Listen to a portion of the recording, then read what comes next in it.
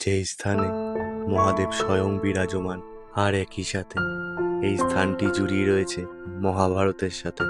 যে স্থানে পাহাড়ের একেবারে উপরে অবস্থিত ভীমের নির্মিত মহাদেবের মন্দির। সেখানে পৌঁছাতে গেলে পার করতে হবে অনেকটা কঠিন পথ, আর আজ আমি সেই কঠিন পথই জয় করতে চলেছি। চলো তবে পার করে নি কিছু কঠিন পথ। এই উড়িষ্যার মহেন্দ্রগিরি পাহাড়ের উপর থেকে সূর্যের প্রথম আলোর সাথে আজকে শুরু করলাম আমাদের ব্লগ। ভোরের এই অপরূপ দৃশ্যটা দেখা আমার কাছে সৌভাগ্যের বিষয়, আর তারই সাথে পাখি আর ময়ূরের ডাক। এটা একটা আলাদাই অভিজ্ঞতা আমার কাছে। আজ একটু ভোরেই উঠে পড়লাম, কারণ এখন যাব এই মহেন্দ্রগিরির একদম হিল টপে। এই মহেন্দ্রগিরি ইকো রিসর্টেই করেছি কালকে রাত্রি যাপন, আর এখান থেকেই শুরু করলাম আজকের যাত্রা। এখান থেকে পায়ে হেঁটেই যাব আজকে মহেন্দ্রগিরির হিল টপে। এই স্থান থেকেই শুরু হবে আমাদের ট্রেকিংয়ের পথ, আর এই ট্রেকিংয়ের শুরুতেই পাবে যুধিষ্ঠি টেম্পল, যেখানে যুধিষ্ঠি মহাদেবের আরাধনা করতেন। আর এই ট্রেকিং শুরুর পূর্বে আমিও মহাদেবের দর্শন নিয়ে নিলাম। এই মন্দিরটি সম্পূর্ণ পাথরের তৈরি।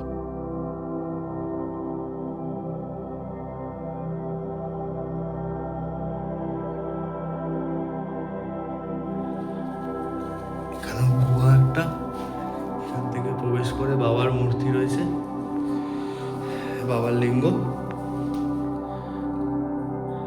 ওম নমঃ শিবায়, হর হর মহাদেব। হর মহাদেব।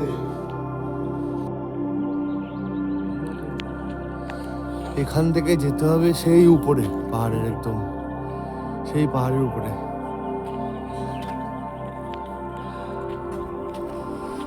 ছোট ছোট পাথর দিয়ে মন্দিরের মতন করা হয়েছে।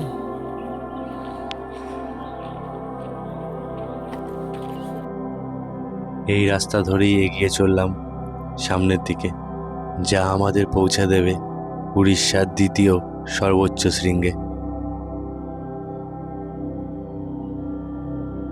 প্রতিটি ধাপে পাহাড়ের এক আলাদাই নিস্তব্ধতা, আর এতটা ভোরে আসার কারণে তেমন একটা লোকের দেখা পাইনি। দুধারে জঙ্গলের মধ্যেখান দিয়ে রাস্তাটি চলে গেছে। এই পাথরের রাস্তা ধরেই এগিয়ে চলছি।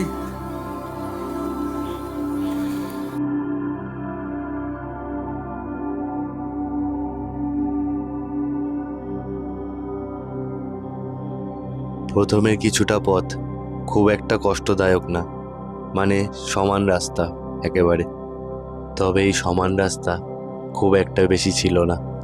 তারপরই শুরু হলো পাহাড়ের খাড়াই পথ। প্রায় 4900 ফুট উচ্চতা এই মহেন্দ্রগিরি হিলের।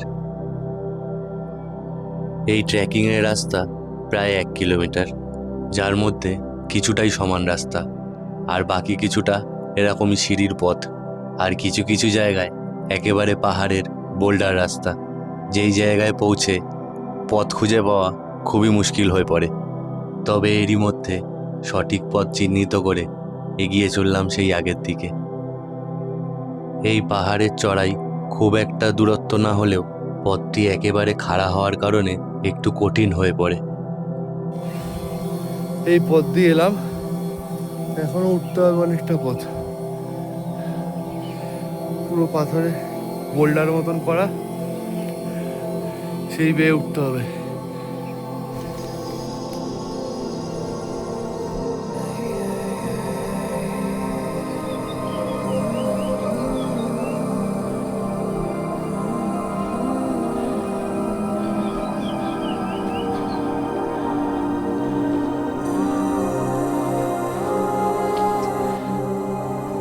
এই পাহাড় এবং জঙ্গলের মাঝেই চলতে চলতে চোখে পড়ল সূর্যোদয়, এক অপরূপ দৃশ্য।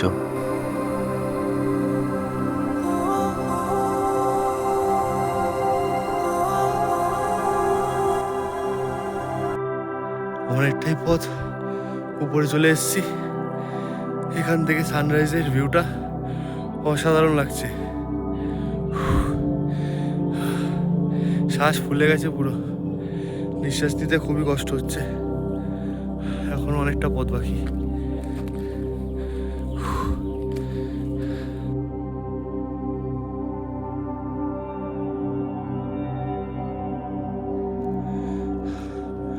অবশেষে অনেকটা কষ্ট করে এসে পৌঁছালাম হিলের একদম টপে, যেখানে এই মন্দিরটি রয়েছে, ভীমা টেম্পল।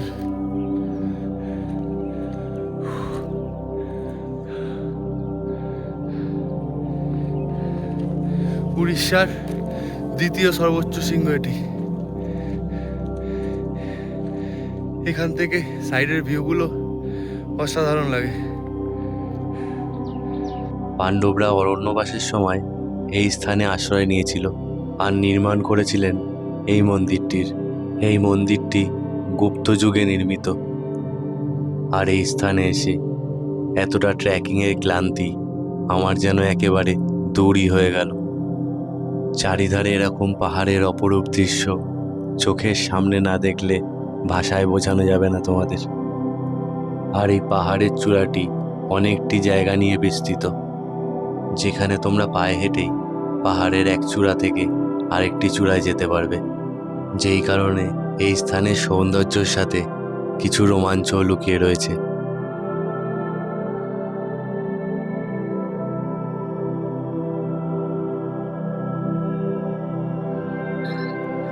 এখন বাজে সকাল 7:10। আমরা এখন উড়িষ্যার দ্বিতীয় সর্বোচ্চ শৃঙ্গে। ভোর 6টার সময় উঠে হাঁটা শুরু করেছিলাম, এখন এখানে এসে পৌঁছেছি। চারিদিকের ভিউটা শুধু দেখো।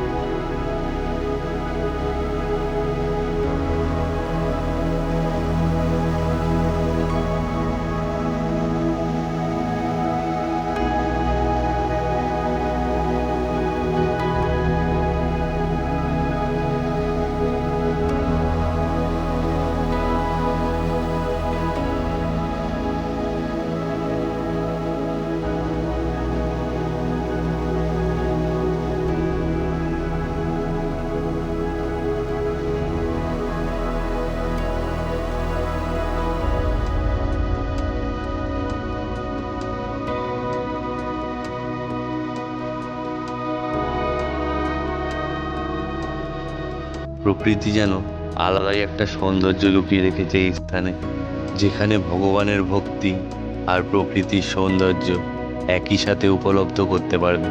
তাই নেক্সট ছুটিতে ট্রেন ধরে চলেই আসতে পারো এখানে। আর এই স্থানে আসার জন্য কোন ট্রেনে আসবে অথবা কিভাবে আসবে সমস্ত ডিটেলস দেওয়া আছে আমার আগের ভিডিওতে, অবশ্যই তোমরা দেখে নিতে পারো। তারপরেই পাহাড়ের চূড়া থেকে নেমে আবারও চলে এলাম হোটেলে, যেখানে ব্যালকনিতে বসে চায়ের চুমুক দিতে দিতে এবং গল্প করতে করতে কিছুটা সময় কাটিয়ে নিলাম। তবে এবার আমাদের হোটেলকে বিদায় জানানোর সময় চলে এলো। তাই রুম থেকে বেরিয়ে এলাম রেস্টুরেন্টে, যেখানে আজকের ব্রেকফাস্ট ছিল পুরি, ডাল আর উপমা। খাবার বেশ গরমে ছিল, তবে স্বাদে আমার খুব একটা ভালো লাগেনি।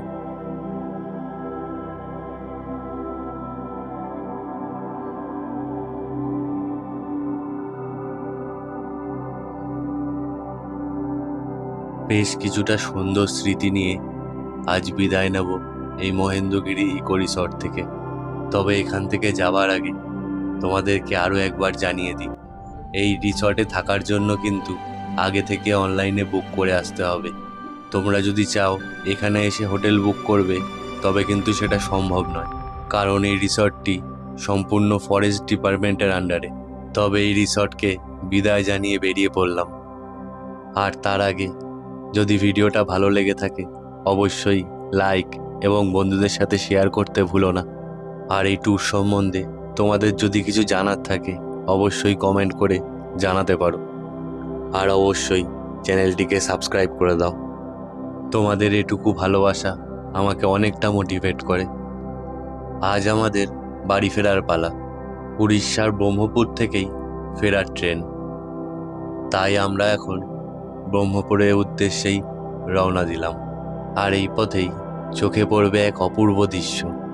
আমরা তো সিকিমের জুলুক অথবা জিগজ্যাগ রোডের কথা সবাই জানি, তবে এই মহেন্দ্রগিরিতেও লুকিয়ে রয়েছে তেমনই একটি জিগজ্যাগ রোড, যা বহু মানুষের কাছে অজানা হয়ে রয়েছে এখনো। চলো তবে উড়িষ্যার এই অজানা জিগজ্যাগ রোডকে একটু পাখির চোখে দেখে নেওয়া যাক।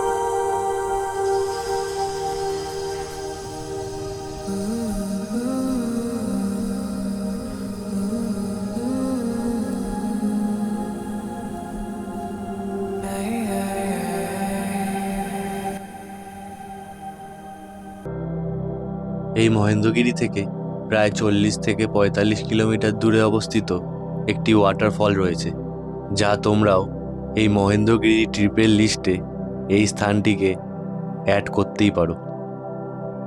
তবে ঝর্ণা দেখার বেশ সময় বর্ষাকাল। শুধু এই জায়গা বলে না, তোমরা যেখানেই যাও ঝর্ণার বেশ সময় বর্ষাকাল। আর এমনই আঁকাবাঁকা রাস্তা ধরে পৌঁছে গেলাম বাড়িয়াপাত্থার ওয়াটারফল। এখানে কোনো এন্ট্রি ফি বা গেট পাসের প্রয়োজন নেই, আর পার্কিংয়ের জন্য কোনো চার্জ লাগে না। তবে এই স্থানটিকে লোকেরা একটা পিকনিক স্পট বানিয়ে রেখেছে, যেই কারণে চারিধারে নোংরা আবর্জনা একেবারে ভরে গেছে। আর তারই মাঝে দেখে নিলাম এই স্থানটাকে একটু পাখির চোখে। এই জলপ্রপাতটি মহেন্দ্রগিরি পাহাড় থেকে নেমে আসে।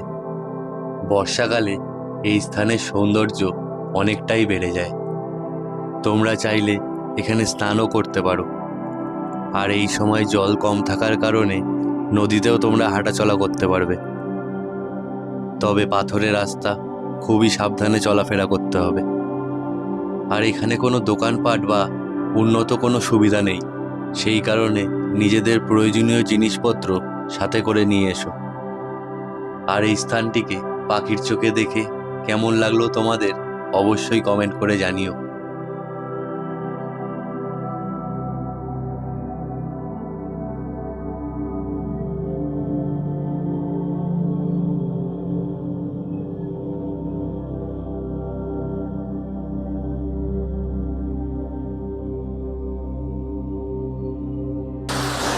এই মহেন্দ্রগিরির এটা আমাদের লাস্ট স্পট।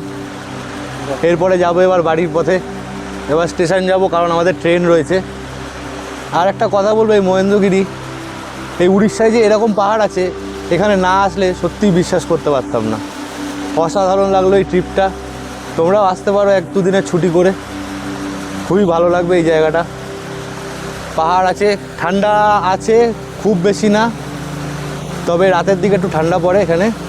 আর যে হোমস্টেটা ছিলাম, হোমস্টেটা খুবই ভালো সৌন্দর্যের মধ্যে, কিন্তু খাওয়া দাওয়ার কথা বলো যদি, আর যেই পরিমাণের বাজেটের যে হোটেলটা 5250 টাকা পড়েছে আমাদের কটেজ দুজনের, সেই টাকার পরিমাণ যদি বলো, টাকার অনুমান করে, তাহলে বলবো এর থেকে অনেক বেটার হোটেল আছে। কিন্তু এই মহেন্দ্রগিরি হিলের মধ্যে একটাই রিসর্ট, সেটা হচ্ছে আমরা যেখানে ছিলাম মহেন্দ্রগিরি ইকো রিসর্ট। ভাই তুই কিছু বলবি এই পুরো ট্রিপটার সম্বন্ধে? একটাই কথা বলা, ট্রিপটা খুবই সুন্দর। 2-3 দিনের ছুটি করে একটা ছোট স্মল ট্রিপ করা যায় উড়িষ্যার মতন জায়গায়, এরকম একটা জায়গা ছিল আমার জানা ছিল না। যাক, এসে দারুণ লাগলো, অসাধারণ এক্সপিরিয়েন্স।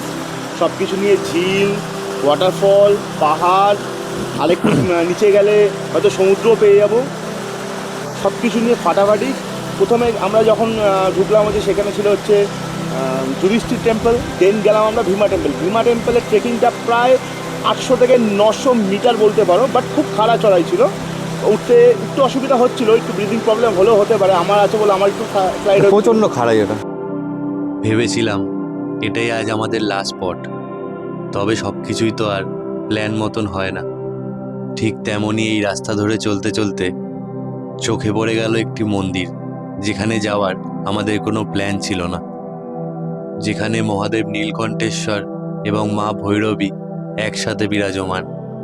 আর ম্যাপেও এই স্থানের কোনো উল্লেখ করা নেই, সেই কারণে এই স্থানটিকে তোমরা গুগল ম্যাপেও পাবে না। একটি বিশাল বড় পাথরের উপরে অবস্থিত এই মন্দিরটি, আর এই পাথর কেটেই করা হয়েছে সিঁড়ির ধাপ। প্রায় অনেকগুলি সিঁড়ি পেরিয়ে পৌঁছাতে হবে একেবারে উপরে, আর এই সিঁড়ির রাস্তা ধরে আমরাও এসে পৌঁছালাম একেবারে মন্দিরের কাছে, যেখানে একটি আলাদাই নিস্তব্ধতা এবং শান্তি লুকিয়ে রয়েছে। এখানে মহাদেবের একটি মন্দির রয়েছে, আর পুরোহিত থাকে সব সময়। তোমরা যদি চাও তবে পুজো দিতে পারো। इस जगह के बारे में कुछ बताइए। भैरवी चंचला नहीं, बाबा के बारे में, बाबा क्या? कंटेश्वर नीलकंठेश्वर। भैरवी माँ भैरवी भैरवी ऊपर से भाई तड़े बाबा ऊपर है माँ। এই মন্দিরে মহাদেবের উপরে রয়েছে মা ভৈরবী, আর এর পাশেই রয়েছে মা ভৈরবীর আরেকটি মন্দির, যা একটি একেবারে ছোট্ট গুহার মধ্যে অবস্থিত, যেখানে প্রবেশ করতে গেলে হামাগুড়ি দিতে হবে।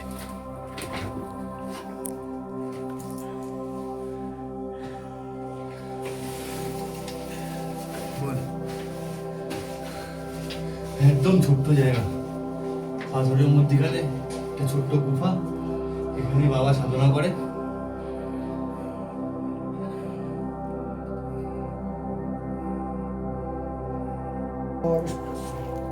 অগ্নি প্রজ্বলিত বন্দে জাতি বেদ হুতাসন দীপং স্বাহা দীপং স্বাহা ইন্দ্রহিতং